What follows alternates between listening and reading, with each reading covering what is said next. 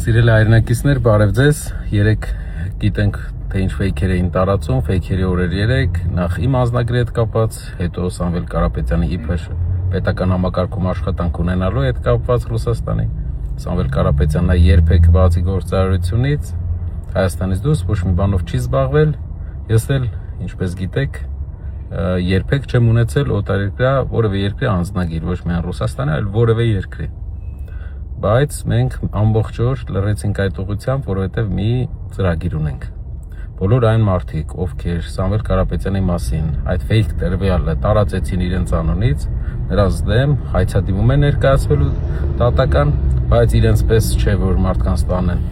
ձերբակալեն, այլ ուրիշ բանի համար, որպեսզի նրանք վճարեն իրենց ստերի համար, բայց իսկ վճարը գնալու է, գիտեք ուր։ Գնալու է Սևանի հոգեբուժարան։